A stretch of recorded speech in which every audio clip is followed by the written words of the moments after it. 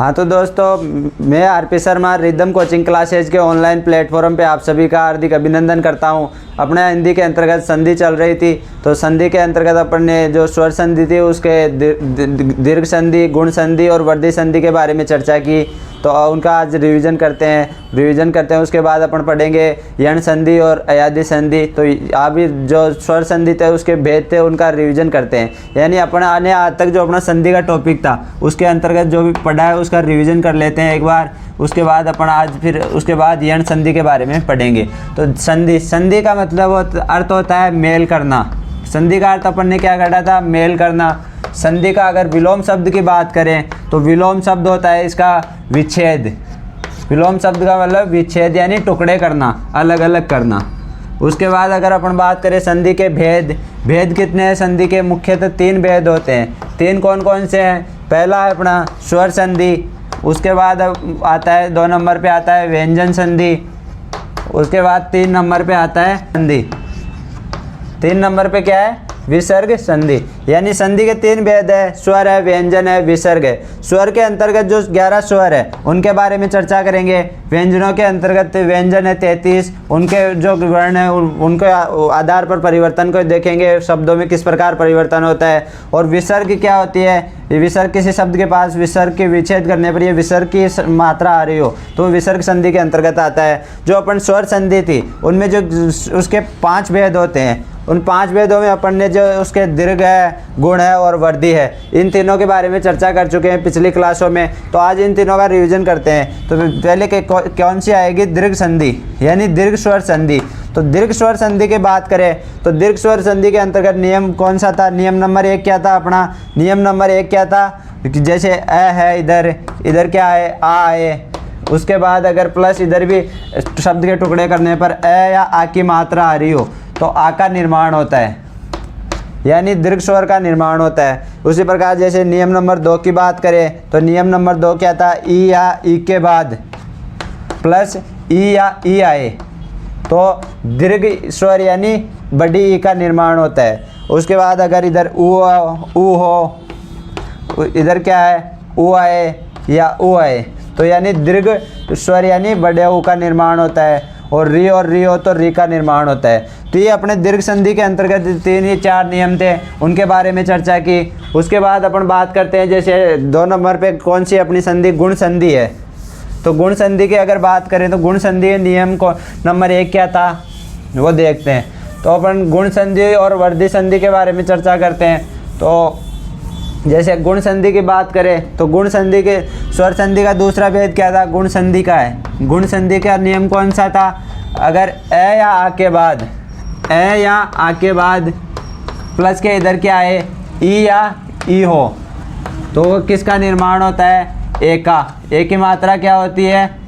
ये वाली। उसके बाद अगर नियम नंबर 2 की बात करें तो प्लस के इधर क्या आएगा? अ या आ आएगा। उसके बाद इधर क्या है? ऊ या ऊ तो उस किसका निर्माण करते हैं? ओ का। और ओ की अगर मात्रा कौन सी होती है? ये, यानी ओ की मात्रा ये होती है। उसके बाद अगर नियम नंबर 3 की बात करें गुण संधि के अंतर्गत तो अ या आ के बाद क्या आए? री आए तो किसका निर्माण होता है? अरे का। उसके बाद अपन बात करते हैं जैसे तीसरी संधि थी अपनी वर्धी स्वर संधि।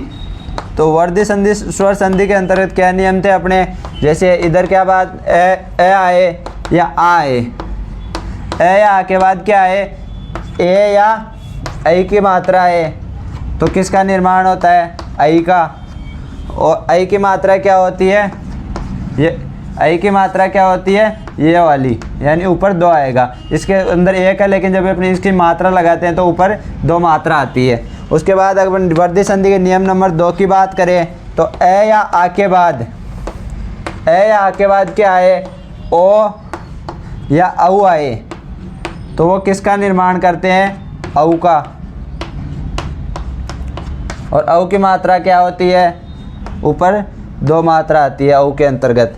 उस प्रकार अपन ने जैसे दीर्घ संधि के बारे में चर्चा की, दीर्घ संधि के नियमों के बारे में चर्चा की, अपन ने दीर्घ संधि के उदाहरण भी देखे और जो गुण संधि थी उसके नियमों के बारे में देखा। और जो इनके उदाहरण थे, अ का प्रयोग कब होगा, आ का प्रयोग कब होगा, ईका कब होगा, ईका कब होगा, इनके बारे में भी देखा। यानी जैसे ए कब आएगा, ए तो आएगा यानी पुल्लिंग शब्दों के अंतर्गत, और आ कब आएगा, आ स्त्रीलिंग शब्दों के अंतर्गत। और ई की बात करें या ई की बात करें तो ये वाली ई कब आती है, ये वाली ई आती है जैसे अक्ष्य हो, स हो और प हो। यानी जब विच्छेद करने पर ये तीनों वर्ण आ रहे हो तो ये मात्रा आती है। स्त्रीलिंग शब्दों में कौन सी मात्रा आती है, आ की मात्रा आती है। यानी स्त्रीलिंग शब्दों में किसकी मात्रा आती है, आ की। उसके बाद अपन बात करें जैसे वर्धी संधि के अंतर्गत तो ए और आ की मात्रा तो उसी प्रकार आती है।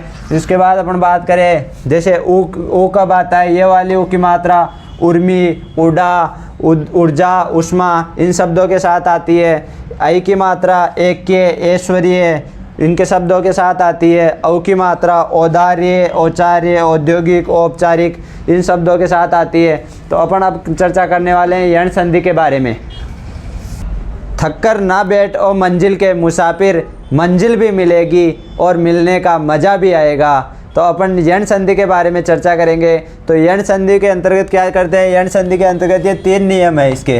ये 3 नियम पूरी यण संधि के अंतर्गत अपने को याद रखने होंगे। ये तीनों नियम याद होंगे तभी अपने यण संधि पढ़ पाएंगे, यण संधि समझ में आएगी। तो यण संधि में क्या है, जैसे अगर इधर ई हो, ई और ई के बाद प्लस आए और प्लस के इधर असमान स्वर आए। असमान स्वर का मतलब ई और ई को छोड़कर और कोई से भी स्वर आए तो जब ये ई की मात्राएं हैं वो किस में परिवर्तित होगी, वह ई की मात्रा यह वर्ण में परिवर्तित हो जाएगी। और अगर इधर ऊ हो, ऊ और ऊ के बाद असमान स्वर आए यानी ऊ और ऊ को छोड़कर कोई और स्वर आए तो ये ऊ किन में परिवर्तित हो जाएगा, ये ऊ वह में परिवर्तित हो जाएगा। और अगर री के बाद कोई असमान स्वर आए तो ये किस में परिवर्तित होगा, ये र में परिवर्तित हो जाएगा। यानी यण संधि के अंतर्गत अपने को क्या ध्यान रखना है, ई या ई के बाद असमान स्वर आए तो वह ई किस में परिवर्तित होगी, वह ई य में परिवर्तित हो जाएगी। और अगर ऊ के बाद अगर असमान स्वर आ रहा हो तो वह ऊ वह में परिवर्तित हो जाएगा। और री के बाद अगर कोई असमान स्वर आ रहा हो तो वह र में परिवर्तित हो जाएगा। यानी री किस में, र में परिवर्तित होगी, ऊ और ऊ वह में परिवर्तित हो जाएगा, और ई है वो य में परिवर्तित हो जाएगा। अब अपन बात करते हैं इसके उदाहरणों के बारे में। तो उदाहरणों में जैसे अपन देखते हैं नी प्लस ऊन, यानी अपने को संधि विच्छेद करके टुकड़े करके शब्द दिया गया है। ये शब्द क्या है, नी प्लस ऊन। इधर क्या है, न के अंतर्गत किसकी मात्रा है, ई की। उसके बाद प्लस इधर क्या आ रहा है, ऊ आ रहा है। ऊ क्या है, असमान स्वर है।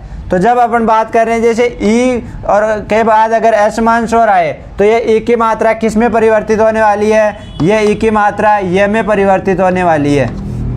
यानी अब अपन देखते हैं जैसे इधर क्या बचा, न, तो न क्या रहा, आधा, तो ये क्या आ जाएगा, न आ जाएगा अपने पास आधा। उसके बाद अपन बात करते हैं ई और ऊ मिलकर किसका निर्माण कर रहे हैं, ये का। यानी ई की मात्रा किस में परिवर्तित हो रही है, ये में। तो यहाँ पर क्या आ जाएगा, ये आ जाएगा। अब ये की मात्रा क्या है, ये वर्ण क्या है, अधूरा है। तो यह वर्ण में किसकी मात्रा आएगी, ऊ की।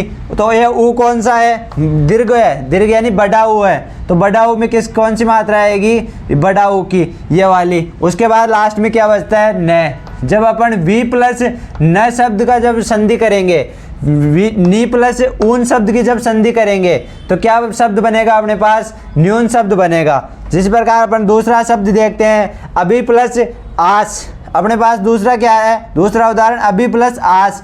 अभी प्लस आस में देखते हैं इधर क्या है, ई की मात्रा है तो इधर आ जाएगी ई। उसके बाद यहाँ पर क्या है, आ है, यानी यहाँ पर क्या हो रहा है, ई है। ई के बाद असमान स्वर आ रहा है तो ये ई किस में परिवर्तित होगी, ये ई हो जाएगी ये में परिवर्तित। अब ये होगा आधा अधूरा वर्ण होगा ये। उसके बाद अपन बात करें यहाँ पर ए है, यानी ये ए आ जाएगा। अब ये बी है, बी में से अपन ने ई की मात्रा ले ली तो ये क्या हो जाएगा, ब आधा हो जाएगा। उसके बाद यहाँ क्या बच रहा है, आस। आस यानी जो ये ई है, ई किस में परिवर्तित हो रही है, ये में। यह वर्ण क्या आ जाएगा, आधा आ जाएगा, यानी अधूरा वर्ण है। जब ये आ की मात्रा इसके अंतर्गत आएगी तो ये अ भ या, अब यह हो जाएगा। और लास्ट में क्या बचेगा, स, यानी अपन इसका क्या हो जाएगा, अभ्यास। यानी अभी प्लस आज शब्द में जब संधि करेंगे तो किसका निर्माण होगा, अभ्यास का। अब इस अगर मान लो ये अभ्यास शब्द देके इसके टुकड़े करवाए तो ये टुकड़े किस प्रकार होंगे, यानी ये यहाँ से इस शब्द के टुकड़े करने पड़ेंगे। तो टुकड़े करने पे ये वर्ण को काटेंगे तो ये में क्या होगा, ए और भ आ जाएगा, और जब इसमें ई की मात्रा आएगी तो ये अभी हो जाएगा, और इधर क्या रह जाएगा, आस। यानी जब इसके अगर टुकड़े की विच्छेद करना हो, संधि विच्छेद करना हो तो अभी प्लस आस होगा, और संधि करनी हो अभी प्लस आस की तो क्या हो जाएगा, अभ्यास। उसके बाद अपन दूसरा एग्जाम्पल देखते हैं, अपने पास है अध्यापक। अध्यापक में अपन क्या कर रहे हैं, यहाँ पर यह वर्ण है, यह वर्ण को अपन यहाँ से काटेंगे, तो यह वर्ण को काटने पर इधर क्या बचेगा अपने पास, ए और ध बचेगा। ध क्या है, अधूरा है। जब ये द है उसके अंतर्गत क्या आएगा, ई की मात्रा आएगी। ई की मात्रा क्यों आएगी, क्योंकि ये वर्ण है, यह वर्ण किन से मिलकर बना होता है, ई से, और इसके बाद असमान स्वर आता है, तो असमान स्वर तो यहाँ पर आ रहा है, इधर क्या है, ई, यह है, यह किस में परिवर्तित हो जाएगा, ई में, तो ई हो जाएगा, अधि हो जाएगा। उसके बाद इधर क्या बचता है, आ, ये आ जाएगा। उसके बाद ये क्या है, पक, यानी अभी अधि प्लस आपक। अध्यापक शब्द के जब अपन संधि विच्छेद करेंगे, अध्यापक शब्द का जब अपन संधि विच्छेद करेंगे तो क्या होगा, अधि प्लस आपक शब्द का निर्माण होगा। उसी प्रकार अपने पास अगला एग्जाम्पल है प्रति उष्मा।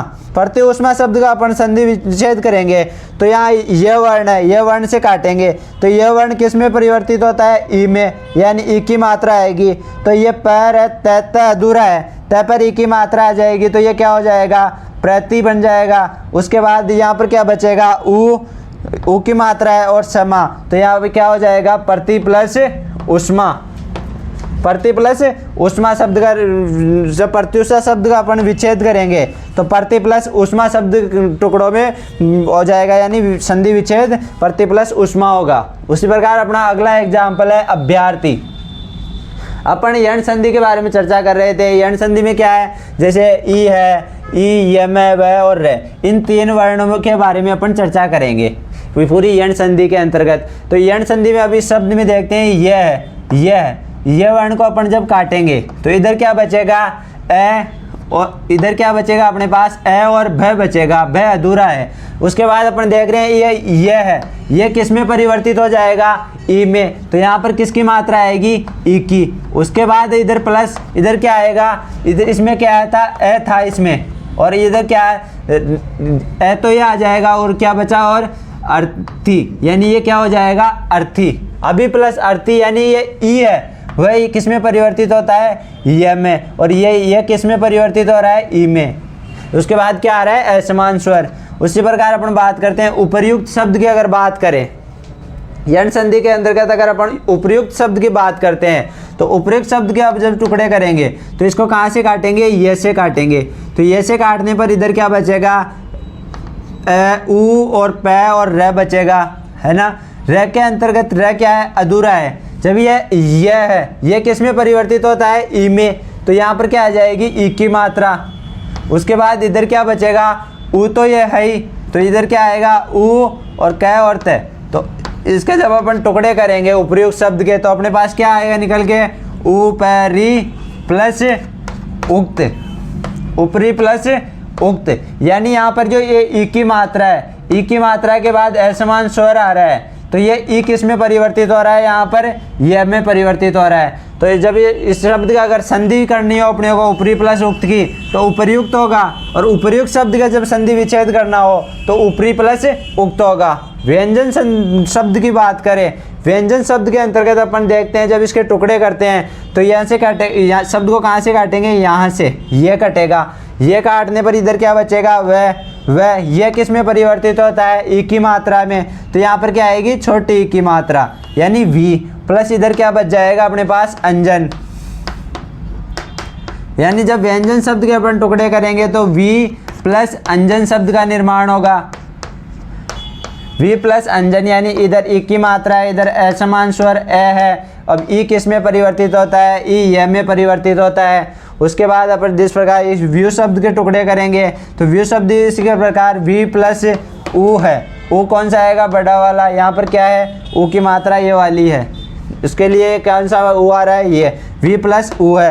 जैसे व्यवहार शब्द की अगर बात कर लें अपन, व्यवहार शब्द में अपन ये वर्ण को काटेंगे, ये वर्ण को काटने पर इधर क्या बचेगा, वह बचेगा, वह कौन सा, अधूरा बचेगा। तो इसके अंतर्गत जब अपन ये वर्ण है, ये वर्ण किस में परिवर्तित होगा, एक की मात्रा में, तो ये वी हो जाएगा। उसके बाद इधर क्या रहा, ए बचेगा इसमें से, ये के अंतर्गत ए, और इधर क्या रहा, वह हार है, तो ये क्या हो जाएगा, अवहार, वी प्लस अवहार। इसका जब अपन संधि करेंगे शब्द का तो क्या हो जाएगा, वापस ई की मात्रा ये में परिवर्तित हो जाएगी, तो ये व्यवहार शब्द का निर्माण हो जाएगा। उसके बाद अपन बात करें पर्यवेक्षक, तो इस शब्द के टुकड़े करेंगे तो क्या होगा, परि प्लस अवेक्षक, परि प्लस अवेक्षक शब्द का निर्माण होगा। इस प्रकार अपन जो यण संधि थी उसके उदाहरणों के बारे में चर्चा की। यण संधि के बारे में चर्चा की, तो यण संधि के अंतर्गत जो ई और ई के बाद असमान स्वर आ रहा था, ये वर्ण का निर्माण हो रहा था। उसके बाद अपन बात करते हैं अर्धवर्ण वह की, वह क्या है, यहाँ वह वर्ण है, यानी शब्द के अंतर्गत वह वर्ण हो, उस वह वर्ण को काटेंगे। तो उसके बाद जब वह वर्ण को काटेंगे तो उसके बाद इधर क्या आएगा, उ आएगा या उ आएगा, इधर क्या आएगा, प्लस के इधर असमान स्वर आएगा, यानी उ और उ को छोड़कर कोई और स्वर आएगा। तो ये जो उ है दोनों, ये उ किस में परिवर्तित हो जाएंगे, ये उ वह में परिवर्तित होंगे। या इसके अपन विच्छेद करते हैं, जैसे यहाँ पर वह वर्ण है, वह वर्ण को अपन यहाँ से काट देंगे, तो वह वर्ण को काटने पर यहाँ पर क्या होगा, इधर अपने पास क्या बचता है, प्लस के इधर सा और ध बचता है, ध बचता है। अब जब वह वर्ण को काटेंगे तो वह वर्ण उ में परिवर्तित होता है, ऊ में परिवर्तित होता है, यहाँ पर किसकी मात्रा आएगी, ऊ की, तो ऊ की मात्रा अपने पास ये आ जाएगी। उसके बाद इधर क्या बचता है, वाह के बाद में यहाँ क्या है, आ की मात्रा, तो यहाँ क्या है, आ, और इधर क्या बचेगा, चरण, यानी आचरण। तो साधु चरण का अपन जब संधि विच्छेद करेंगे तो साधु प्लस क्या होगा, आचरण, यानी साधु प्लस आचरण। यहाँ पर ऊ की मात्रा है, ये ऊ की मात्रा जब किस में परिवर्तित होती है, वह में, यानी जब अपन शब्द में जब संधि करते हैं, यानी शब्द दो शब्द दिए गए उसमें जब संधि करनी हो तब तो ये ऊ वह में परिवर्तित होगा। और कोई शब्द दिया गया हो अपने को, उसमें अगर संधि विच्छेद करना हो और उसके अंतर्गत वह आ रहा हो तो वह को अपन किस में परिवर्तित करेंगे, वह किस में होगा, ऊ में परिवर्तित हो जाएगा। उसी प्रकार अपन देखते हैं जैसे गुरुआज्ञा शब्द है, गुरुआज्ञा शब्द में क्या है, वाह, यहाँ पर वह है, इस वह वर्ण को काटेंगे तो वह वर्ण को काटने पर यहाँ क्या बचेगा अपने पास, गु और र क्या है, अधूरा है, इसमें किसकी मात्रा आएगी, वह किस में परिवर्तित होता है, ऊ में, तो ऊ की मात्रा यहाँ आ जाएगी, यानी ये अधूरा वर्ण है, पूरा हो जाएगा। उसके बाद क्या बचता है, यहाँ पर आ की मात्रा थी तो प्लस आ और ज्ञा, यानी इसमें क्या हो रहा है, यहाँ पर ऊ की मात्रा आ रही है और इधर क्या आ रहा है, असमान स्वर आ रहा है, तो ये ऊ किस में परिवर्तित होता है, ये ऊ वह में परिवर्तित होता है, और ये वह किस में बनता है, ऊ में, यानी जब अपन शब्द के टुकड़े करते हैं तब तो वह ऊ में परिवर्तित हो जाता है, और जब शब्द की संधि करते हैं जब ये ऊ से किसका निर्माण हो जाता है, वह का। उसी प्रकार धात्विक शब्द की जब टुकड़े करेंगे तो धात्विक शब्द में क्या होता है, धात्विक शब्द में धा और त आधा है, त में किसकी मात्रा आएगी, ऊ की, क्योंकि यहाँ पर वह वर्ण को अपन काटेंगे तो यहाँ पर किसकी मात्रा आएगी, ऊ की, तो धातु प्लस यहाँ पर क्या बचता है अपने पास, इक प्रत्यय। तो धात्विक शब्द किन किन शब्दों से मिलकर बना है, धातु प्लस इक से। उसी प्रकार अपन जैसे माध्वाचार शब्द है, माध्वाचार शब्द के जब यहाँ से वह वर्ण को काटेंगे तो इधर अपने क्या बचता है, मैं, और यहाँ पर क्या है, ध, तो यह वह किस में परिवर्तित होता है, ऊ में, तो मधु प्लस यहाँ पर क्या आ रहा है, आचार, लास्ट में क्या बच रहा है, आचार। अगर इन शब्दों में ऐसे पता नहीं चले कि क्या करना है तो इस शब्द को अपन इस प्रकार टुकड़ों में तोड़ के लिख सकते हैं, जैसे ए है, उसके बाद क्या है, न वर्ण है, तो न क्या है, अधूरा है, उसके बाद क्या है, वह है, तो वह है, प्लस इसके बाद क्या है, इक की मात्रा, प्लस उसके बाद क्या है, अक्षय, और उसमें क्या है, आ की मात्रा, यानी इन वर्णों को इस प्रकार लिख लेंगे। तो इन वर्णों को इस प्रकार लिखने से अपने को क्या पता चल रहा है, यहाँ पर ए और न अधूरा है। अब ये वह की मात्रा है, वह वर्ण है, वह वर्ण किस में परिवर्तित होता है, वह ऊ में होता है, तो यहाँ पर किसकी मात्रा आ जाएगी, ऊ की, तो यहाँ पर क्या कर देंगे अपन, ऊ, यानी अनु, प्लस इसके बाद अपन क्या बचता है, ई और अक्षय, यानी ये क्या हो जाएगा, इक्सा, अनु प्लस इक्सा। उसी प्रकार अगर अपन स्वागत शब्द के टुकड़े करते हैं तो स्वागत शब्द के टुकड़े करने पर श आधा हो जाएगा। उसके बाद इधर क्या है, वह है, उसमें क्या है, आ की मात्रा है। उसके बाद क्या है, ग है, ग के अंतर्गत क्या है, ए की मात्रा है। और इधर क्या है, त वर्ण है, त में भी ए की मात्रा है। उसके बाद अपने यहाँ पर वह वर्ण है, वह वर्ण की मात्रा किस में होगी, उ में परिवर्तित होगा, तो शु हो जाएगा। और इधर क्या बचेगा, आगत। तो यहाँ क्या हो जाएगा, स्वागत शब्द के जब संधि विच्छेद करेंगे तो शु प्लस आगत हो जाएगा। वधुआगमन, वधुआगमन के टुकड़े करेंगे तो क्या होगा, वधु, वधु प्लस आगमन, आगमन। यानी समझने वाली बात क्या है कि जब अपने पास यह वह और र, यानी यह वर्ग के जब यह वर्ग के वर्ण हो, यह वह र, तो यह तो किससे मिलकर बना होता है, ई से, वह किससे, ऊ से, और री किससे, र किससे, री से। इनके बाद अगर असमान स्वर आ रहे हो तो असमान स्वर तो एज इट इज रह जाएगा ऐसा का ऐसा। और जो ये इनके ई की मात्रा है वह य में परिवर्तित होगी, ऊ की है वह व में, और री की है वह र में परिवर्तित हो जाएगी। तो इसी प्रकार अपन ने इस संधि के जो एग्जाम्पल थे यण संधि के, उनके बारे में चर्चा की। आज की क्लास के अंतर्गत अपन ने संधि के जो स्वर संधि थी उसके रिवीजन भी किया और यण संधि के बारे में पढ़ा। तो स्वर संधि के जो दीर्घ संधि थी, गुण संधि थी, वर्धी संधि थी, उनका रिवीजन किया और यण संधि के जो नियम थे उनके बारे में चर्चा की, उनके एग्जाम्पलों के बारे में चर्चा की।